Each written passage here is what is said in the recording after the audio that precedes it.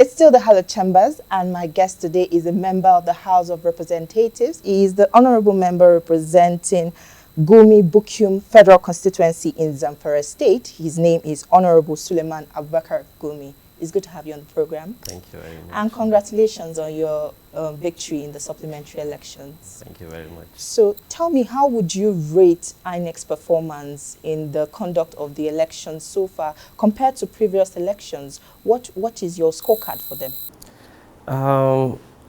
Okay, every election has its ups and downs, which is peculiar to the new innovations they have. I think for starters, the issue of Zamfara state elections, where PDP emerged the winner, I think the beavers that was introduced really helped in saving the situation. So which I think I would give them a very big pass mark for that. But I think the first election was a little bit rocky. Maybe we can give INEC the excuse of maybe being the first election, and the first time is going to be like properly used for nationwide elections. But I would generally I would say they should be somewhere between 50 and 60% pass mark. Yes, because the beavers was not really used in the first election. There was a lot of discrepancies, a lot of violence at the polls, which I think by this election we should have seen better performance, which a lot of Nigerians were expecting a very free and fair election. Which did not really, happen.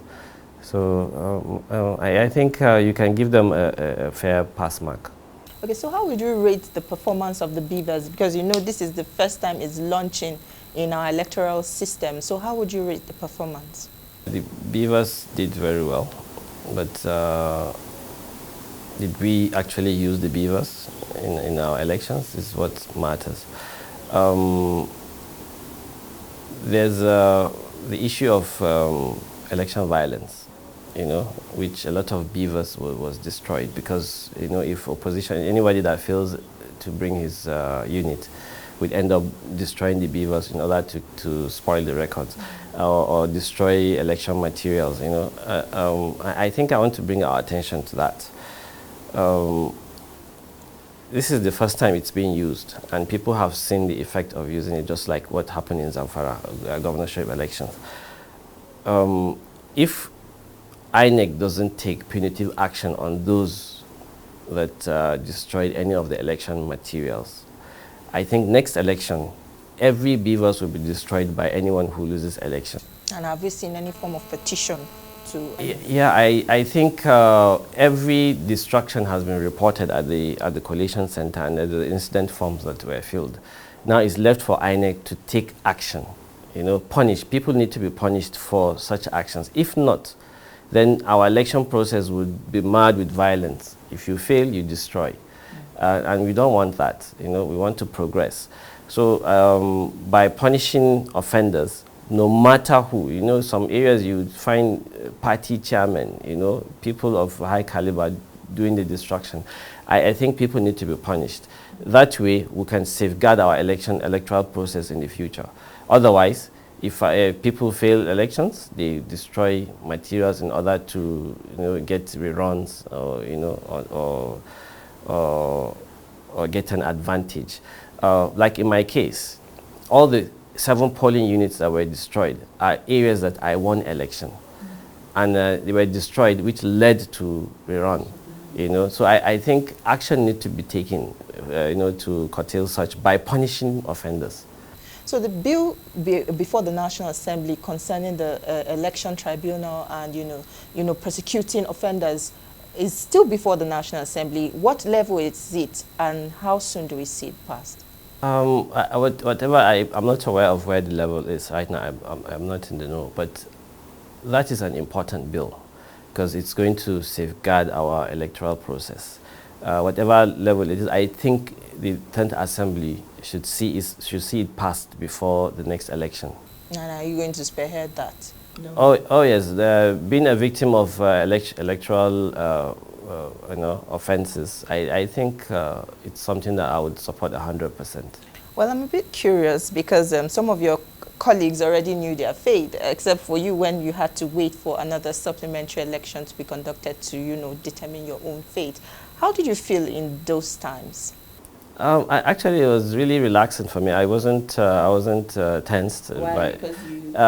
First of all, it's just 7 units, and second of all, units that I won that were cancelled, because of the same electoral violence that I told you about.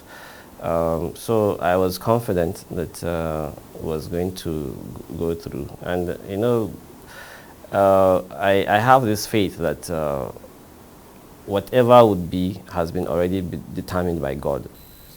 So did you hear from God? No, not really. I just had the faith that whatever God decides would be. So no need to panic over what you don't have control over. All right. You spoke about the needs of your people and, them re-electing you, giving you a fresh mandate, and you hope to, represent them well. But if I may ask, what are the needs of your people? Aside insecurity, which you have earlier mentioned, what other needs do your people have? Well, economic empowerment. Because of the insecurity, people have been impoverished, to the extent that there's no middle class in my place. So we need to do a lot to empower our people, to pick up from where they stopped. If the security situation improves, people are very resilient. They go back to the farms, so we can help them with fertilizers and stuff that would make them, pick up their lives back again. Then a lot of education. We need to take our children back to school. We need to invest in education a lot. Then generally, there's an aspect that we greatly undermine. That is rehabilitation. When people go through a lot of trauma, we have to find a way to rehabilitate them, so that they can pick up their lives again. So we have a lot to do. All right, you defected back to the PDP from the APC, despite the APC being the ruling party both in the state and federal level, and that's which led to your emergence. Why did we see that happen? Well, I think it's largely to do with the people. The people have spoken, and the people of Zamfara stood by their elections. They protected it all the way to pronouncement. I think so. The people played a very key role in seeing that our mandate was protected to the polling units, all the way to announcement centers. All right. The All Progressives Congress lost the governorship election in your state, which is Zamfara State, and also some legislative seats. And what sin would you say the All Progressives Congress committed to have, incur the wrath of the voters and, the thing swayed to in favor of your new party? Yeah, I think it's a failure of governance. Okay. The government failed to deliver on security. Okay. There was any meaningful development in the state. Welfare was really poor. Generally, I think they have a very poor performance, and the people decided to change. I think the people just spoke, and the INEC gave them what they voted for. The governor-elect will inherit a broken system where terrorists and bandits are been operating unhindered. Is there any new strategy the governor-elect will be bringing to bear, in his new administration? Yes, I think we have to reinforce the military angle first. Then I think at the end of the day, we would have to explore the negotiations and bring in all the parties to the table to resolve the issue. But what will be different now, I think, is the commitment to it. He is determined, to see that if that is all he achieves in his term, bring in security so that people can go back to their livelihoods. I think that's what he needs to do. So there has to be serious determination in seeing that this situation comes to an end. And besides working with the military, is there any other, machineries that the governor-elect hopes to bring into the system? Yes, a whole lot of, security is not just, boots on ground. There are other factors, economic factors. We have to revamp our economy. Let our youth be gainfully employed so that you will not have easy recruits. Children have to go back to school. The previous government has failed to pay WAEC for 2-3 years consecutively, and that means 2-3 years gap in our students going to school. So he has to take into the consideration that he needs to act on that too, which I think is willing to. Make sure our children go to school. Once you educate people, you reduce criminality in your society. I think all those angles are areas he's considering in making sure that security comes back to Zamfara State. All right, we'll take a short breather now. When we return, we'll still be speaking with Honorable Gummi. Don't go anywhere, we'll be right back. The National Assembly is a busy place. As the bastion of democracy, it is a place where bills are presented, motions debated, laws made, and the yearnings of the people are laid bare. Come with us as we take you through the workings of the National Assembly. We take you through plenary, committee meetings, and probes, all to ensure smooth working of the democratic process.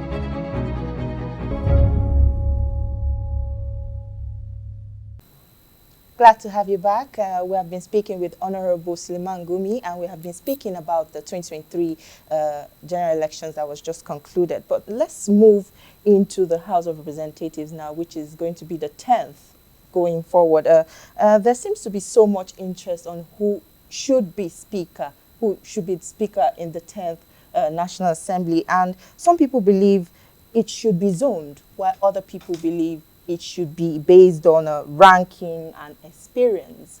What side of the coin are you going to pick? I think it's high time Nigeria begins to consider competence, And if you're saying competence, then zoning would have to take a second seat. I think competence, in my own opinion, should take precedence. But for the stability of the country, having that the ruling party has presented a Muslim ticket, then and I think the other part of the country or the other section of the country that is not well represented at the executive level. Oh, so you're saying it should play on religion now? No, not religion, but zoning. I think once you zone properly, mostly religion would also be taken into consideration, but the zoning would solve that problem. But as far as I'm concerned, competence, should be the key factor in choosing who leads.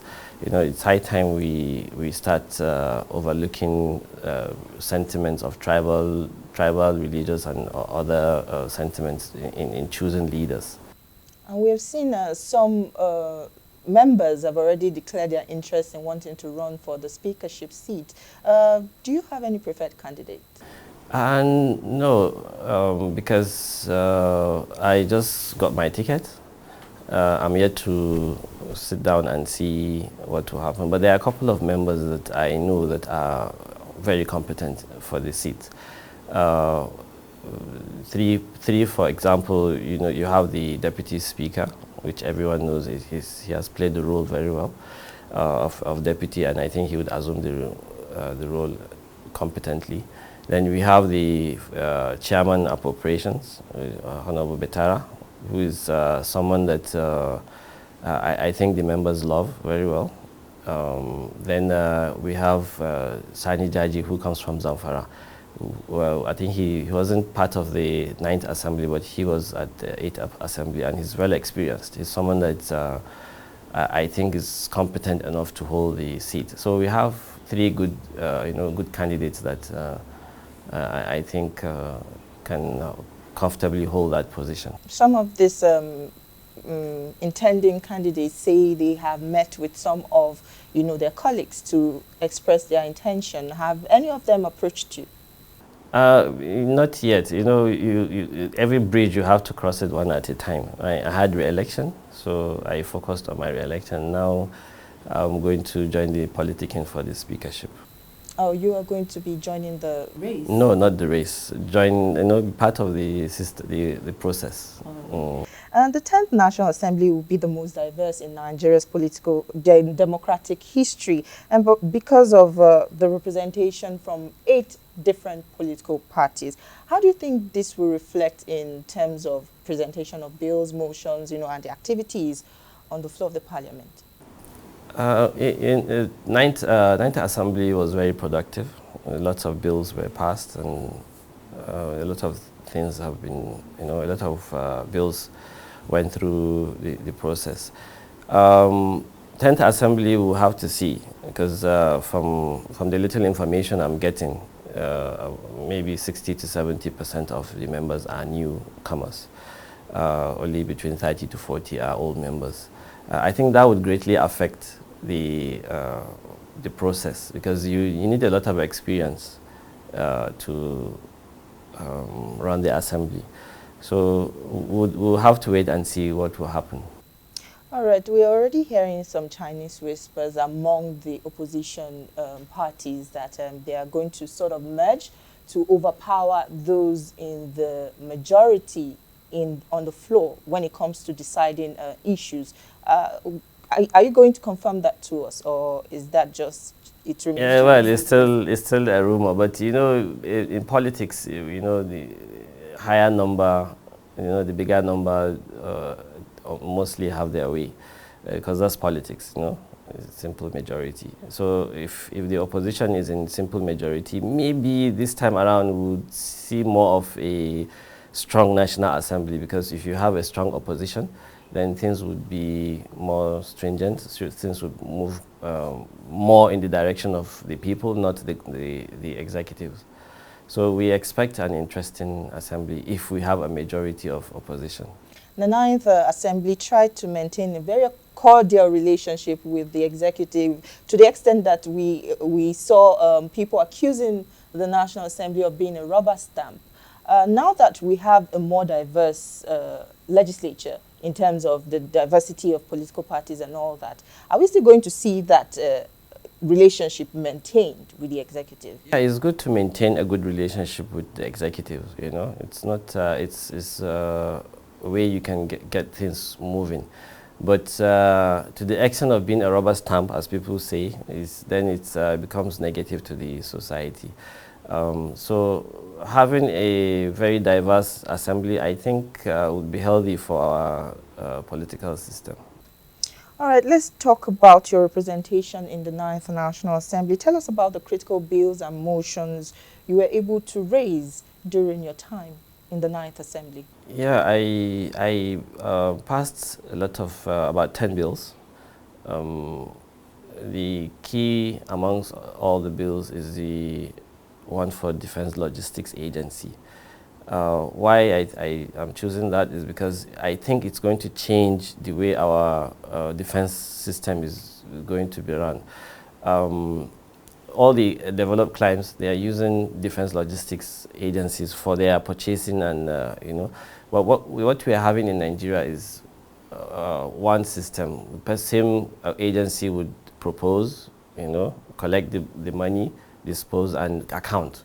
And I think there's a lot of leakage, So if we want our military to develop, to be capable, to be among the top military organizations in the world, then we have to introduce Defense Logistics Agency, where all our purchases will be centered in one area, and you allow the military to focus on defense. I think that's one of the bills that I think would bring a big change to the system.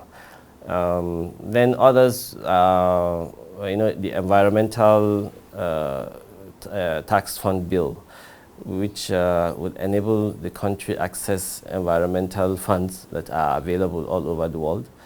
Then that would give us a direction on how we are managing our environment. You know, because if you don't have such a bill in existence, then the international community will think we are not serious on the environmental issues.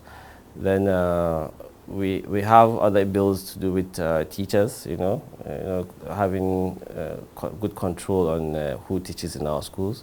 We have establishment bills like for College of Education in my zone, and so on and so forth. And I think So what level have these bills gotten to? Have any of them received presidential assent? No, not yet. I think half of the bills are their third readings, then the others are on second reading, which I hope, since I have the opportunity to still be at the assembly, I should be able to take them through.